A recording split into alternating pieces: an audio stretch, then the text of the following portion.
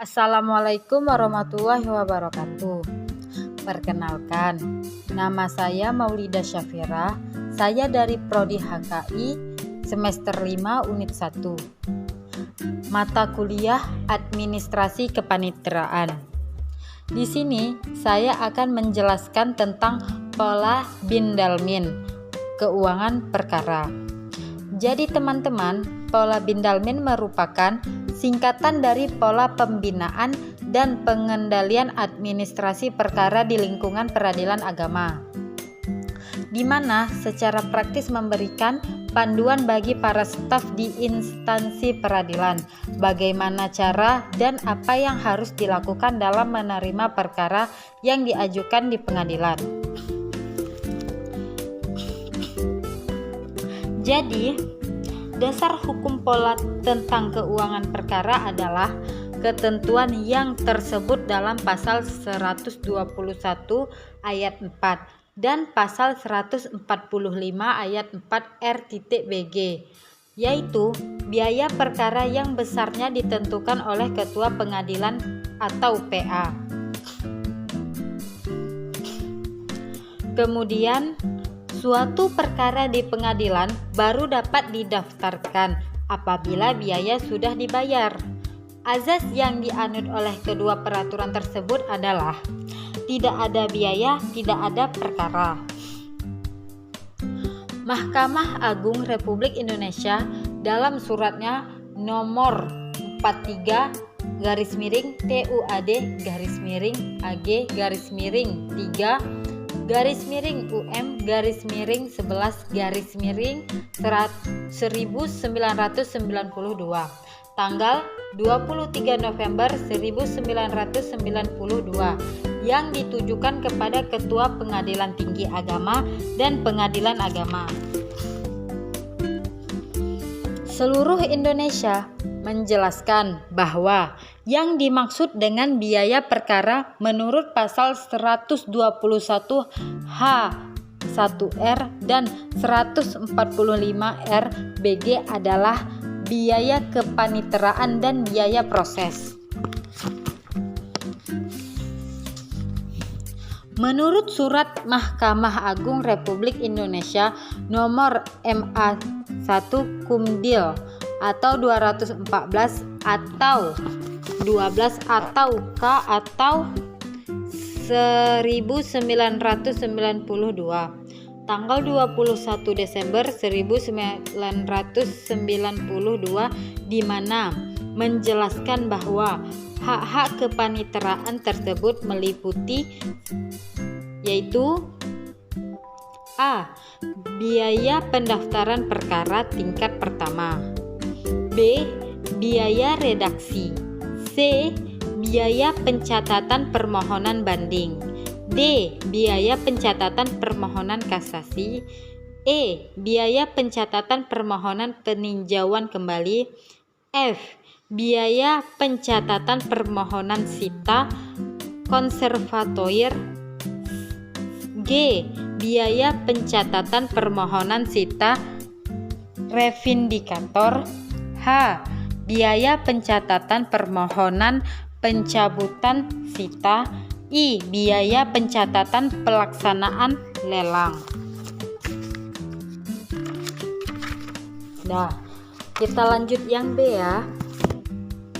B. Buku keuangan perkara, yaitu buku jurnal perkara.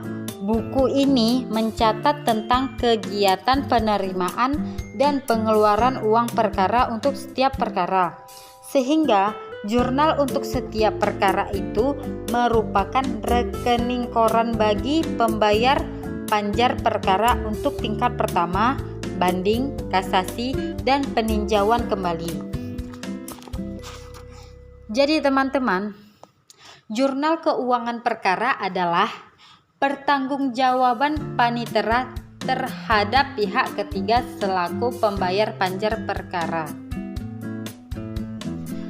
Setiap kegiatan penerimaan dan pengeluaran biaya perkara untuk setiap perkara yang masuk harus dicatat dalam jurnal keuangan perkara, yang untuk satu perkara dengan perkara lainnya harus dibuat secara berbeda dan terpisah.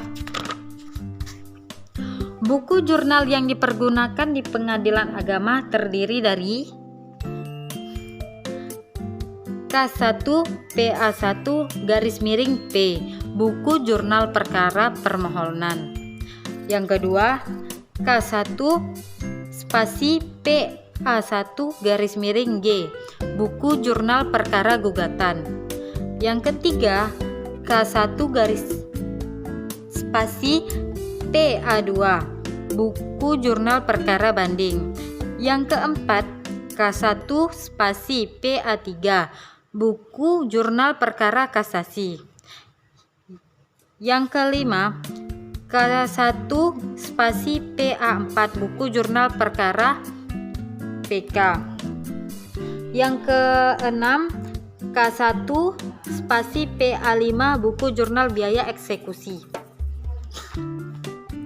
Semua kegiatan-kegiatan pencatatan buku jurnal penyelesaian perkara sebagaimana tersebut di dalam K1 PA1 _P spasi K1 PA1 _G, K1 PA2, K1 PA3 dan K1 PA4 setiap harinya, karena dilaporkan ke panitera untuk dimasukkan dalam buku induk kenangan perkara K1 PA6.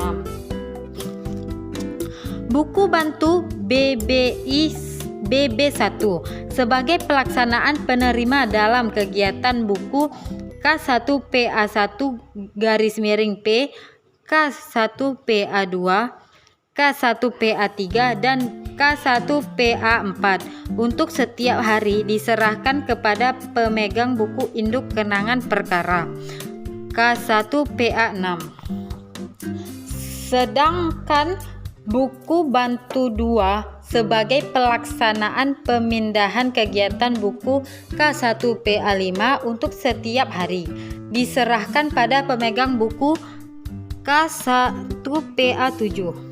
Pada dasarnya, buku bantu baik buku bantu 1 maupun buku bantu 2 dalam bentuk yang sama dan dengan tata kerja seperti tersebut di atas dapat dipergunakan di pengadilan tinggi agama. Oke teman-teman, hanya ini yang bisa saya jelaskan. Apabila ada kekurangan atau kesalahan dalam penulisan, saya mohon maaf. Karena di sini kita sama-sama belajar. Jadi saya akhiri dengan wassalamualaikum warahmatullahi wabarakatuh.